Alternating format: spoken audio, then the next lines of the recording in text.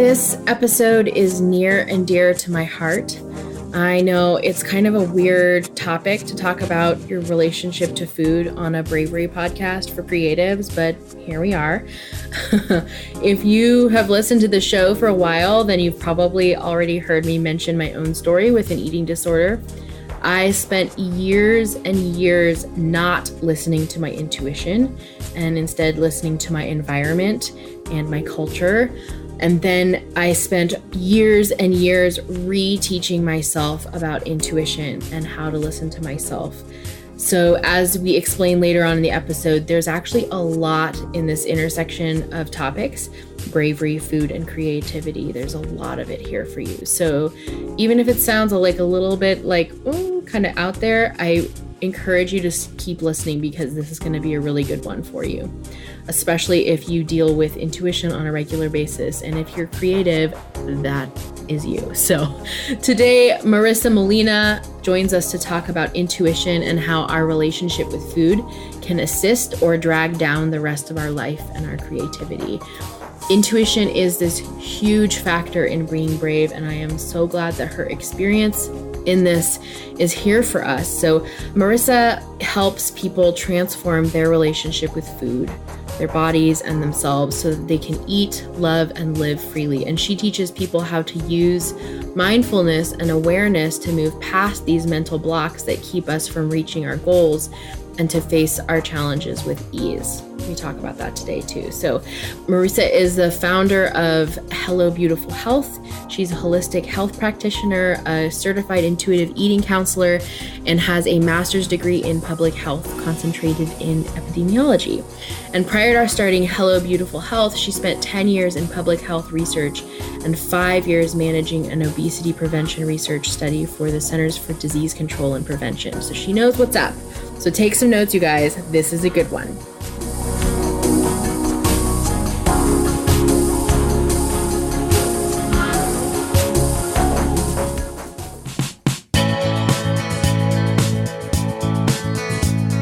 You're listening to Barenaked Bravery, a weekly podcast hosted by me, Emily Ann Peterson.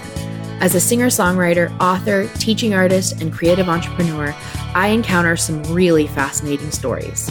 I'm on a mission to reveal the depth and width of bravery and its benefits to creatives like yourself. More than ever today, our world needs bravery, unique bravery, from everyone. This is the place where you find it. There is no script or censorship today because that's how these facets of Barenaked Bravery are in real life. So if you're listening with little ears nearby, please know that some episodes may contain mature language and subject matter. One of the easiest ways you can share bravery with the world is to send this episode to a friend or two. Send them an email, text, or tweet, tag them in one of my Instagram posts. My handle is Emily Ann Pete, or leave us a review on iTunes. It takes seconds and can be done from your phone right now. Again, we need more bravery in the world, so let's be brave together.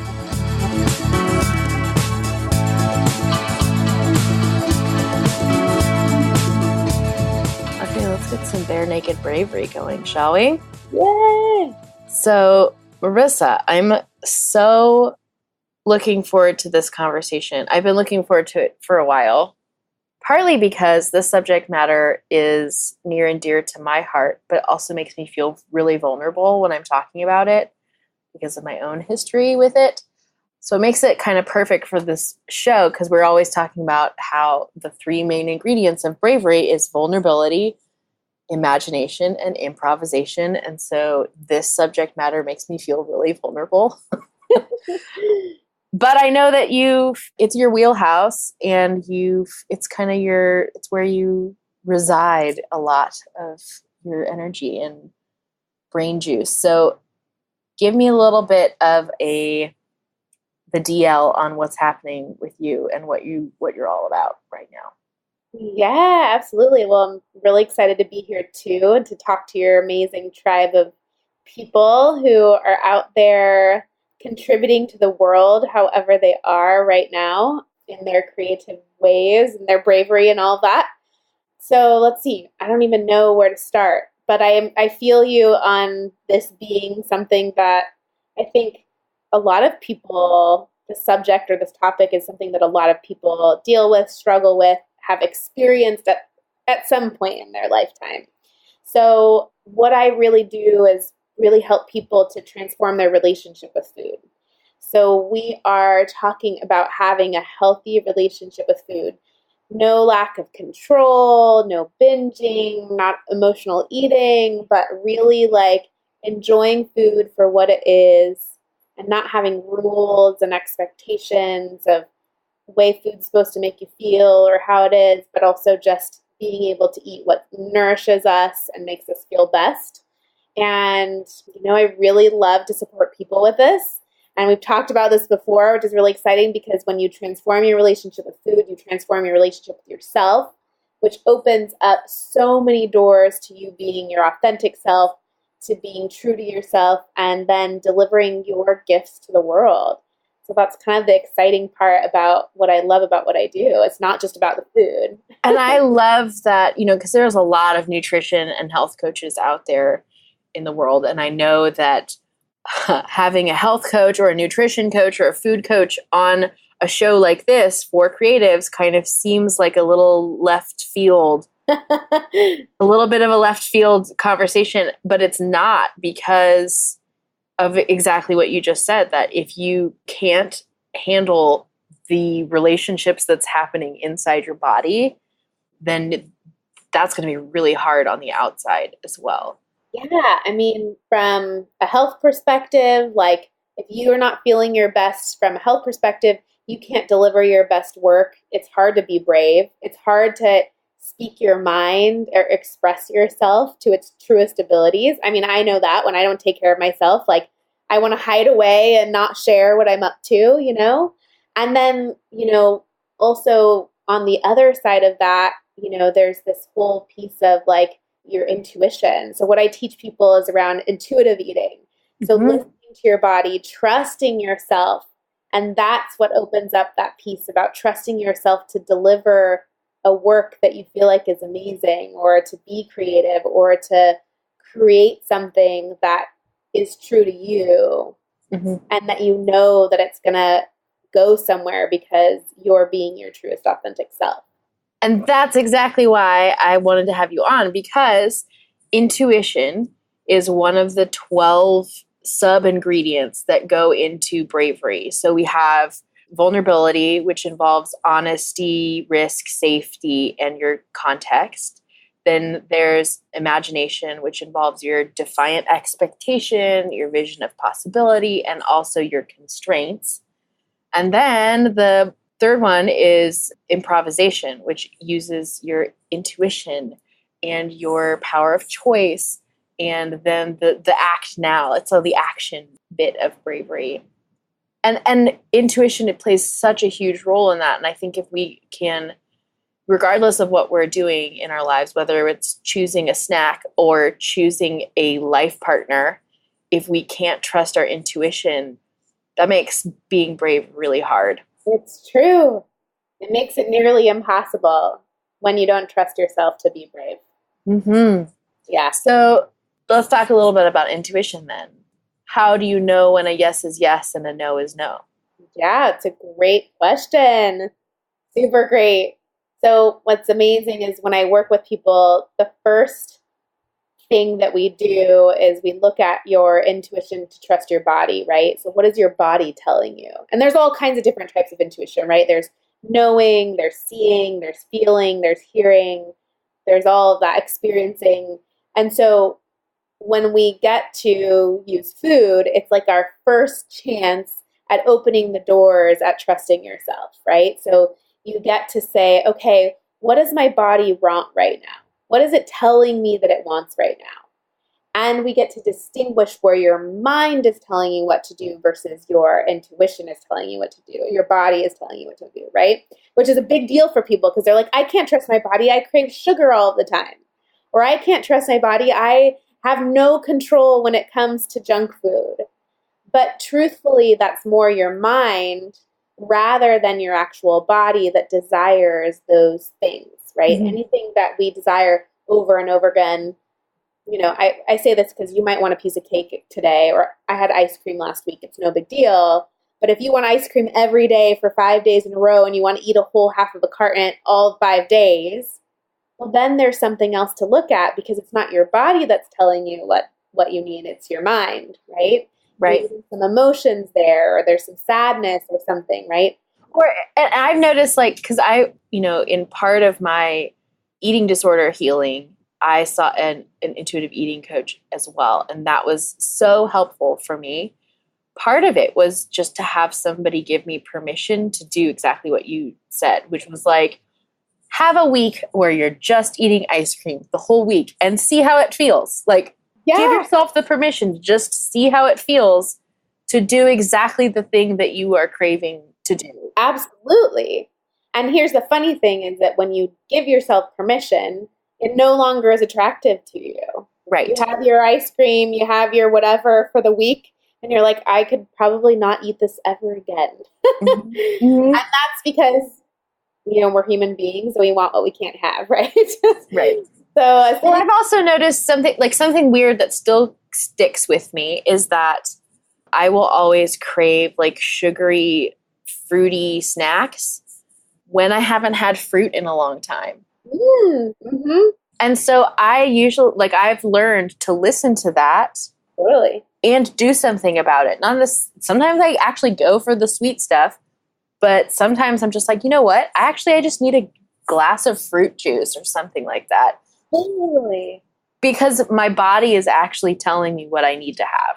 Exactly. It tells you what you need when you need it, and we either interpret it incorrectly or we ignore it, right? Or it's telling us something, like, for example, for me, I know that if I'm craving sugar, it's because I haven't slept enough.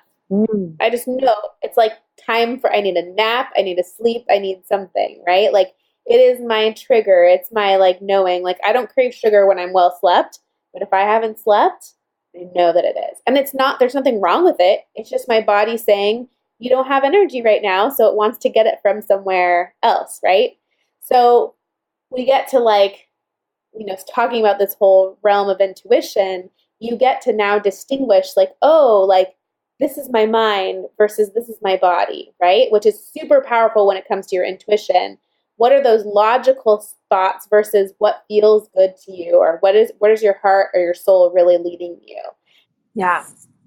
Which is, as an artist, is something that, if I am really in touch with my intuition, then writing a song or making art is an easy thing. It's not a hard thing, because the difference between a yes and a no is so translucent and so paper thin that I can just know right off the bat that, oh, that word doesn't feel right there. I don't have to know exactly why. It just doesn't feel right, and so I'm not going to put it there. Okay, so let's talk a little bit about the nitty-gritty of the how-to. So if somebody has never done anything involving intuition before, what would you tell them? So intuition or starting with intuitive or food? Just curious. You can go either way. Let's do intuition. Okay.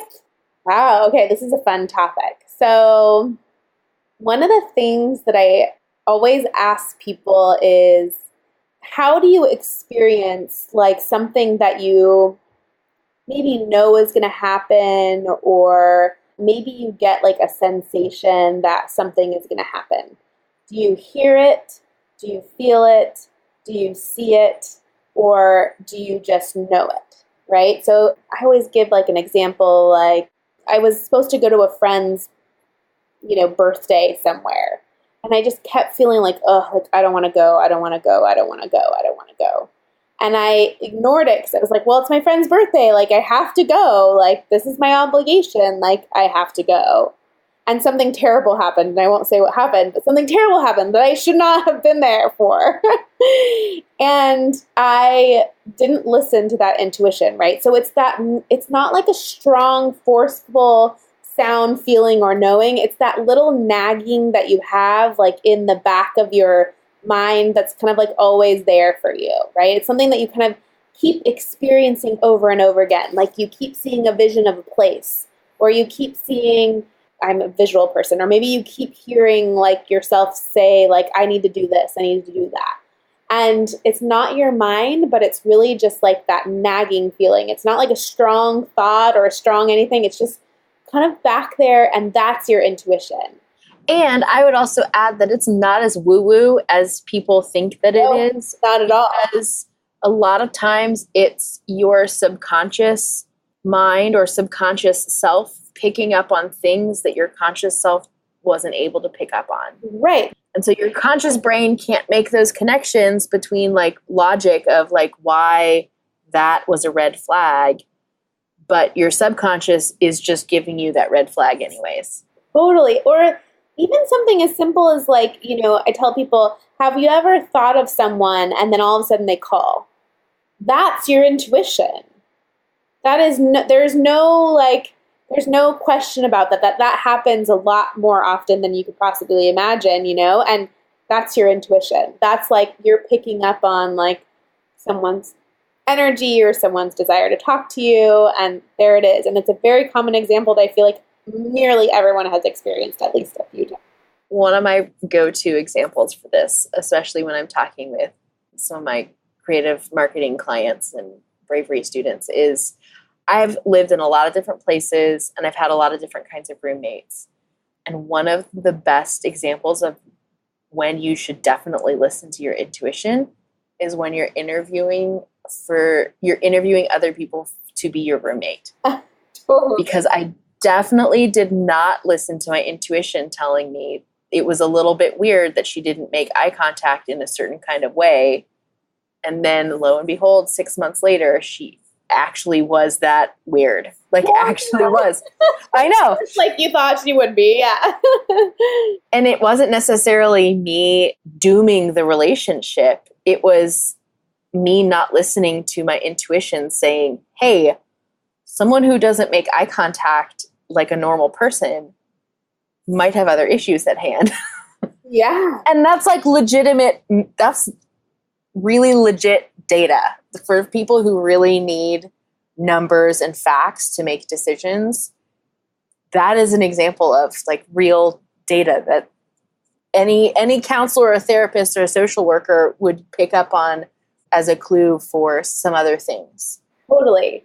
And the thing that gets in our way, right, is our not trusting ourselves, right, to like make a good decision about that. So you think about it, the thing that gets in our way is we're trying to be nice, or, oh, but she seems like a really nice person, or I don't have enough time because I have to get a roommate today, or I'm going to lose money, right? And so all of those like logical conversations get in the way of us being able to listen to our intuition. Mm-hmm. And so it's actually being brave, right? It's being brave and saying, I'm going to choose this risky option because my intuition is telling me not to do something, rather than choosing what the logical brain would be like, that's a ridiculous idea. Right. And in that instance, I definitely, walked away from that interview and thought, surely she's not that weird. And then she was. So let's go into a little bit of how you would do that with food. Sure. And you share that, and then I'll share a little bit on like maybe creativity and music stuff too. Awesome. Absolutely. Okay. So one of the things that we start with food is we have to get our mindset out of the way. That is the biggest thing that impacts how we eat.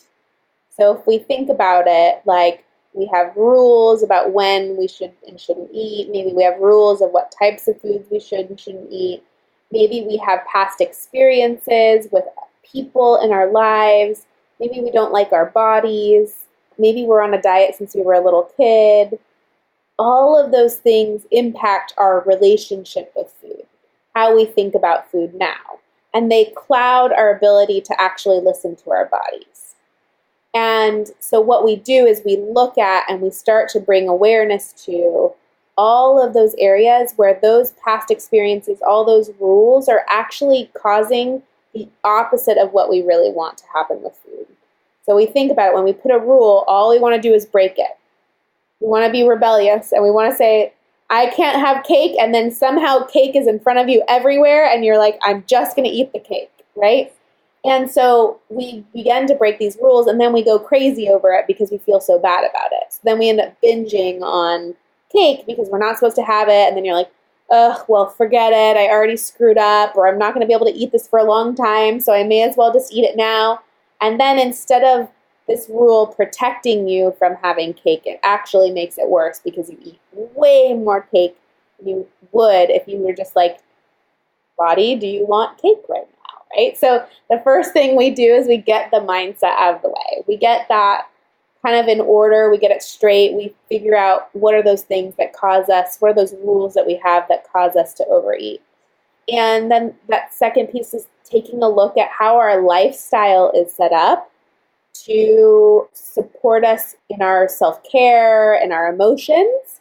Because if you're an emotional eater like I was, you want to turn to food every time you feel sad or happy or depressed or excited or angry or whatever emotion. You could have all of those emotions. Procrastination, boredom, all of those things can make us eat. So then we have to look at, okay, are we taking care of ourselves? Because when I don't take care of myself, then I feel more emotional, right? Or if I'm looking at the world in a certain way that is making more and more emotional, like maybe I have negative thinking patterns. Maybe I feel like I'm a bad person, or maybe I'm not good enough, or maybe I'm not smart enough or lovable, or any of those conversations. Then we begin to look at ourselves. How do I look at myself and I look at the world that has me be more emotional than I need to be? And then we start to change that pattern, right? So that we can, of course, you're going to experience emotions. There's no problem with experiencing emotions, but maybe that's the problem is that you don't allow yourself to experience emotions and you eat to not experience the emotions. So we get to take a look at and unravel where our emotions are related to our eating habits. And unravel is a really good metaphor because when I was going through all of this, it definitely felt like a rat's nest of yarn. And I had no clue where one end was and where the other end of the yarn was. And it almost felt like it was completely not worth trying to find the ends. You might as well just like take a snip through the center and just decide, like, just start somewhere to try to figure out how to turn the ball of yarn into something that makes sense. But I love that you encourage, or you talk about context, because the way that your environment is informing your current situation is so powerful. So powerful. It's everything. Yeah. It really is. Well, we can't, I talk to ladies all the time who are super busy. Like they leave at 9 a.m., they don't get home till 11 p.m., or their job is super stressful and they can't figure out why they keep eating and eating and eating and eating. And I'm like, well, it's not your fault. But something has to shift and change in your way that you're living, because otherwise you're going to always need food to have energy, to feel good, to feel happy, because there's not enough happiness in your life. One of the things I prescribe is go do something fun. I give you permission to go have a lot of fun this week. And that's hard sometimes for people. They feel guilty about having fun, or they feel like they don't deserve it because they're not wealthy or successful. But really, the joy is what has us be creative. It's what has us get out there. It's what has us enjoy ourselves and tap into our intuition and all that stuff. So those are like the pieces. I really, mind and spirit are really important. And then I teach you how to listen to your body. So what is your body really saying when you're craving sugar? What is your body really saying when you're overeating? What is your body really saying when it feels hungry? Is it actual hunger? Is it emotional hunger? Is it just a taste hunger? What is your body actually saying to you? Is it tired? Does it need rest? And then how do you honor that? Yeah. Those are the three main parts: is mind, body, and spirit. We cover it all. But it's all important. It's all tied together. And when you don't do all of those things, it doesn't last long. It's a short fix.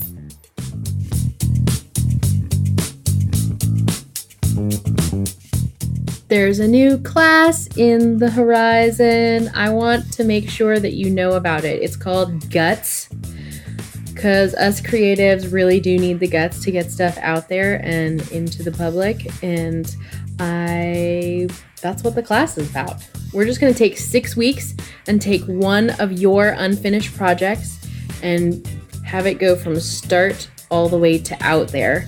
And all the while, we will be applying these concepts that you're hearing about in Barenaked Bravery all the time. These 12 ingredients of bravery. We're going to apply those to your unfinished project and then put your project out there. It's kind of awesome. And you're going to do that with a group of people. So I know from experience that by being part of a class that is live as opposed to pre-recorded and quote unquote evergreen, I know that it is really important to be involved, and it makes so much of a difference to have an active group of people, a small group of people to help you go through the things that are tough, like putting your work out into the world. So if this interests you, go to barenakedbravery.com/guts, and you can reserve your seat for the next time Guts is available and next time we're doing registration. It's exciting. It is worth it. It is sometimes terrifying, but that's okay because that's what your group of classmates is for. I'm looking forward to seeing you in the group if that interests you. And if you have any questions, go ahead and shoot me an email. It's just me on the other side. I'd be happy to chat with you a little further if you have any questions about it. barenakedbravery.com/guts. Let's get back to the conversation.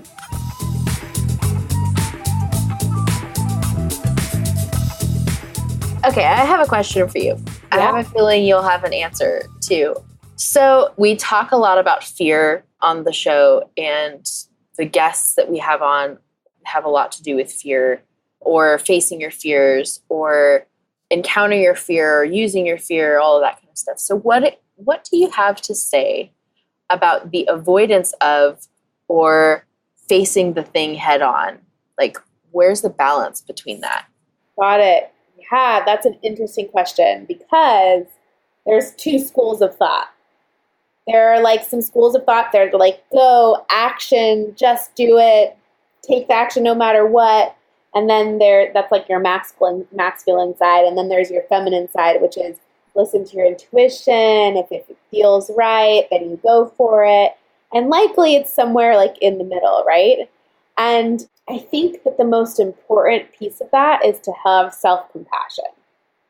So in order to face your fears, you have to acknowledge that you're afraid and have some self-compassion that it's totally okay.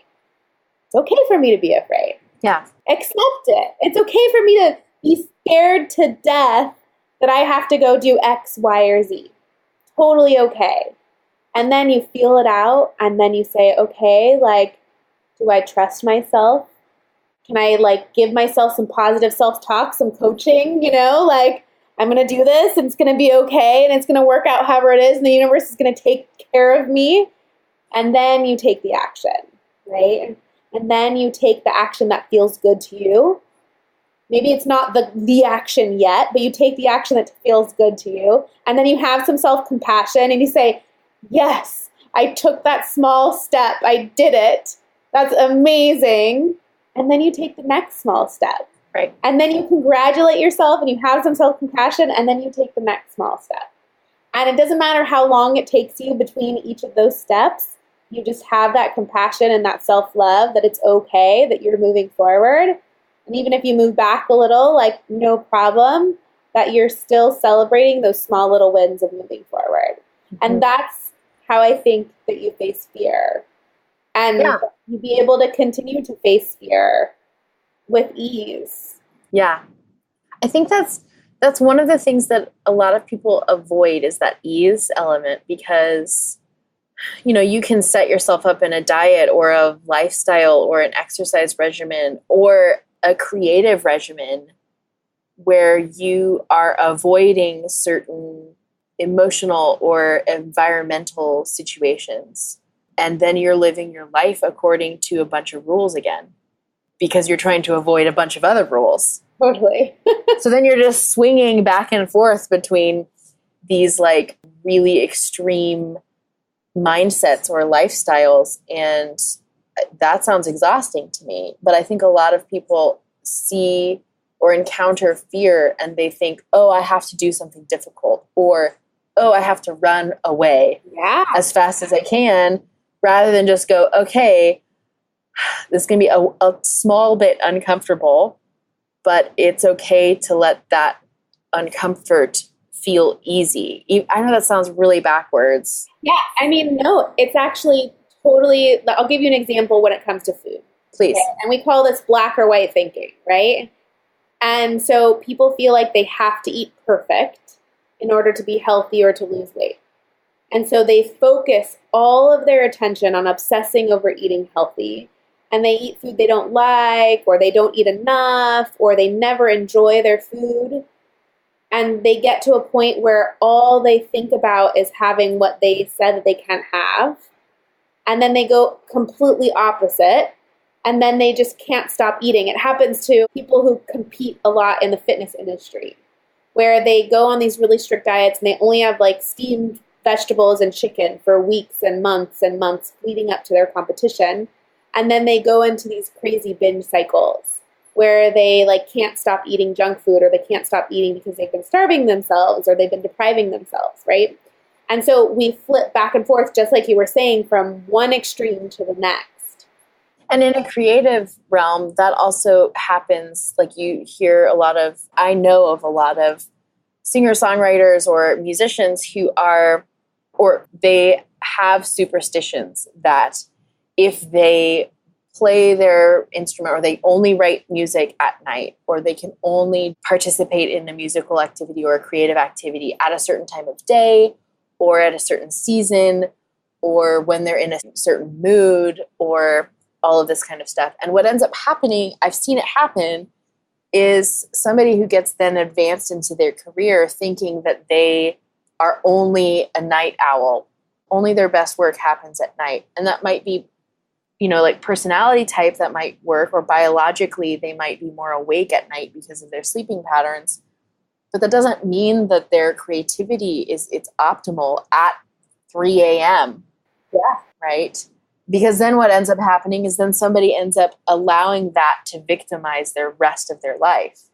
Because then they're operating at 3 a.m. and the rest of the world or the rest of their life is not functioning at 3 a.m. Or there's like a belief or superstition, and it doesn't allow them to access the moments that their intuition is telling them to access something, right? Oh, you just dropped the mic. Yes. Yeah. So you're totally missing out on like an opportunity, some moment, some emotion that could totally drive your best work. Yes. Yeah. And it totally goes back to not trusting yourself in every moment, and not leading a guided, like intuitively guided life. And you're leading like a superstitious life, right? Or following the rules or whatever. Yeah. It's just such a good reminder. I mean, even just a good reminder to me, because I know like I even have other rules, like productivity rules that I have set up in my own life that probably aren't helping me, even though I think that they are. Or I have methods of going about emailing people that I think are great, but maybe they're actually not at all. Yeah. It now makes me want to like comb through my entire life to go like, where am I like really struggling to enforce a rule that probably shouldn't exist to begin with? Anytime you say the words should or have to, that's when you know. When it's not like I'm excited about this feels great. If it's not that, then you are totally limiting yourself. Then we're just shooting all over ourselves. Yeah, exactly. So anytime there's a should about exercise, it only stops you from exercising. If you have a should that like you should exercise and you should sweat profusely, then you're more likely to sit on your couch than go out and walk, which doesn't do you any good. You may as well walk rather than sit at home, right? So I definitely think anywhere where you have that should or I have to and not the opportunity I get to, I like this is great, this feels good, this is in alignment, that's your cue. Now, let me ask you, on the heels of that, what about the discomfort? Like, it happens, right? Like, you can't go through all of life going, I'm happy I get to. I'm so excited, right? Of course. Yeah, no, of course. I mean, human emotion is super important. Right. And it has a tremendous value. And it's something to be listened to. And it doesn't necessarily mean we have to act on it. So just because you're angry doesn't mean you have to be mean to someone. But you get to listen to what the anger is saying to you. Right? And you either get to have a transformation in your being, you get to transform something and say, wow, I have to forgive people because I'm feeling really angry and resentful. And what I'm really getting is that I'm not saying no to things. And so I'm angry and resentful, right? Or I'm sad all of the time. Well, maybe I need to work on myself so I'm happy with myself, right? So emotion is not bad. It's beautiful. It's an area to grow and to pay attention to where we might be stuck or where we need to look to in order to have a more joyful life, right? Yeah. And things are going to be sad in our life.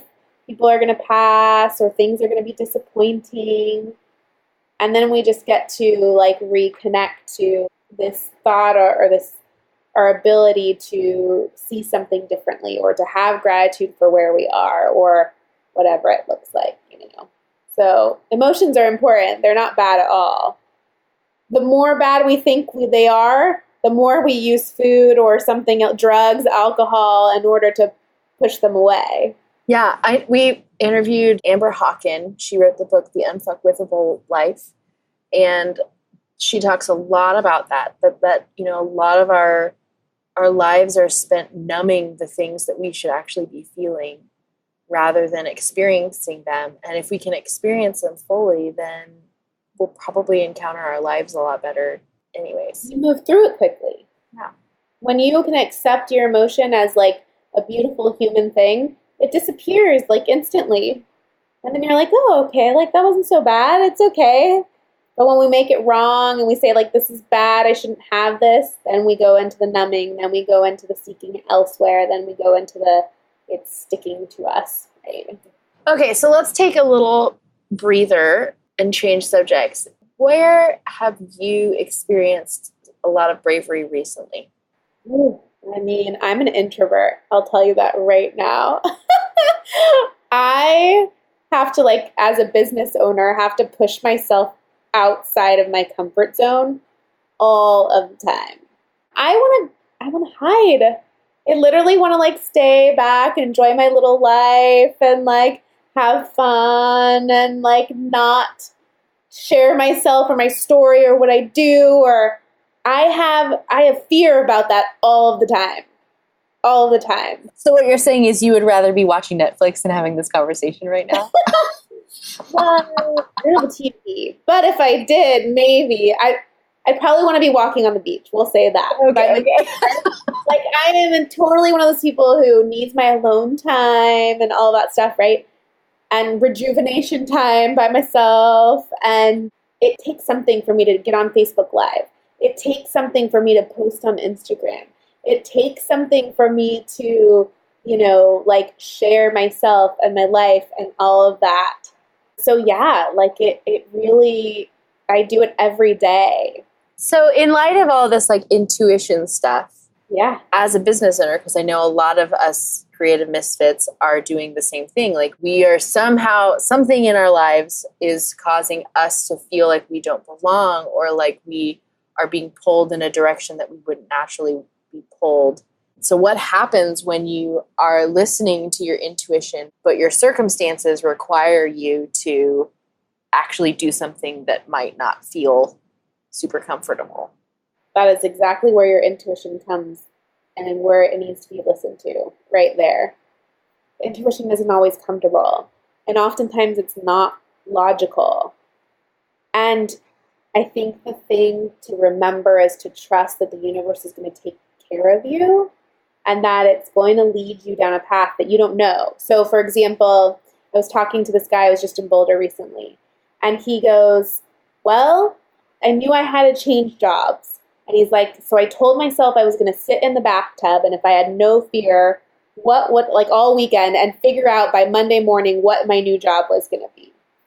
He's like, so I spent the whole weekend in the bathtub, and I asked myself if I... Like in a bath, like shriveled toes, or was he just like sitting? Totally like in a bathtub. That's hilarious. And he's like, I'm going to tell by 9 a.m. on Monday morning, I'm going to have an answer, and I'm going to sit there until I know what it is. Okay. This guy, had some businesses or something. He ran a business. And by Monday morning, he said, my intuition is telling me to be a sculptor. I mean, way 100% opposite in the different direction. Okay. So he's like, okay, so I went and I pursued being a sculptor. And he's like, and I sucked at it. And I did it over and over and over again. And I was terrible.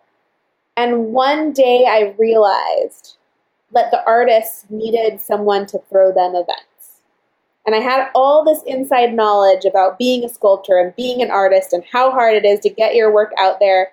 And I went to the artist and I said, all right, you're going to pay me to do X, Y, and Z. And I'm going to get your artwork out there. And that became his career, which turned into a wildly successful career helping artists get their work out there.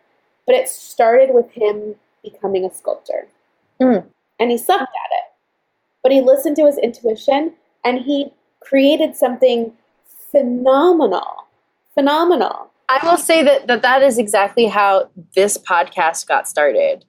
Yes, there was a career change, so there's that similarity, but it was more so it was I'm curious about something. I'm going to go in this direction because my intuition's saying, go find everything you can about bravery.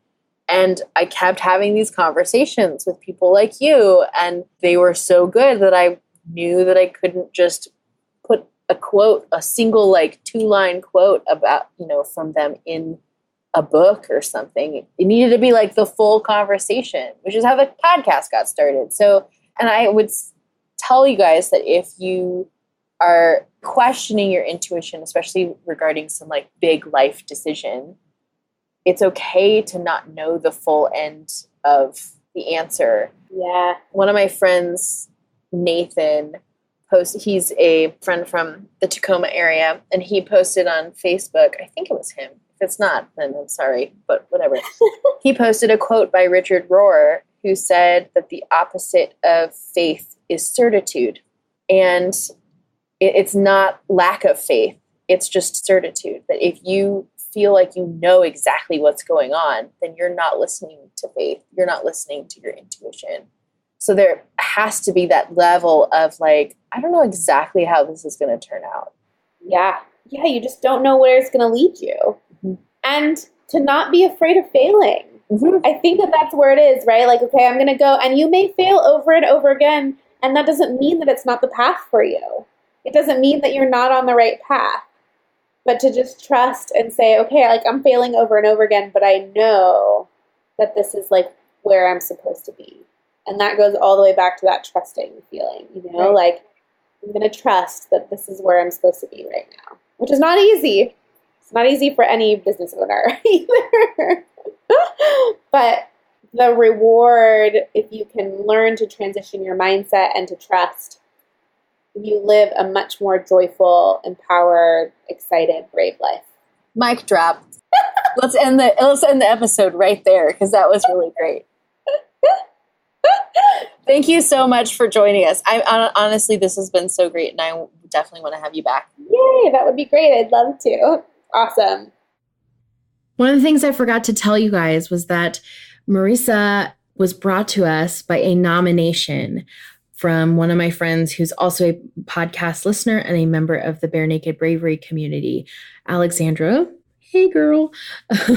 She just sent me Marisa and connected us, and I'm really grateful that she did. So if you have somebody who, I don't always make this offer in every episode, but there's a link at the bottom of barenakedbravery.com that says submit a guest. If you would like to nominate a guest or nominate someone that you know who is brave, they don't have to be famous. They don't have to have written a book. They can just be a friend.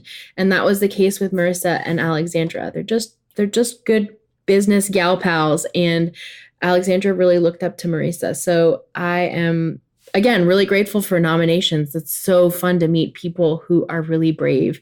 And I'm so happy to pass on this resonant bravery one more wave. So now the ball's in your court. So if you would like to either nominate somebody to be on the show, you can do that. Or you can pass this episode on to someone else who you think might need to hear it. So I encourage you to do that. The bravery that we talk about on the show, it needs to get spread far and wide, and you are a part of that. Beyond the Bravery Bundle, which is available for free at Barenaked Bravery, your brave takeaway from today's show is to take your next meal as an opportunity to ask some of these questions about an intuition that Marisa mentioned in her episode. So like, how much food do you really want? What kind of food do you want? When do you want to stop? How big bites do you want to have? Listen to your body tell you about your food. Just use it as an experiment. I know that sometimes that can be a little bit triggering for some people, but it's really just an experiment just to explore what our body is really trying to do. So I know that Marisa and I would really love to hear all about your favorite parts of today's episode. So if you care to jump into the Facebook community and tell us all about it, we would love that. You can also share this episode on Facebook, Twitter, or Instagram, and you can tag us in that so that we can cheer you along. That's our show this week. I'm so stoked that Marisa got to join us. And if you enjoyed the music in today's episode, go ahead and check out Lee Rosevere. He's the one who did it. He's on Bandcamp. You can check him out. To find out more about all the other artists, musicians, and other sponsors of the show, go to barenakedbravery.com and click on the library. And there's this really huge long list of all this awesome stuff from previous guests and artists and musicians that we have featured on this show. I am so looking forward to being with you next week. We have some really awesome things in store for you. Get ready. Until then, though, I have one message for you. It is this: be yourself, be vulnerable, be imaginative, be improvisational, be intuitive, be brave, because the world needs more of your bare naked bravery.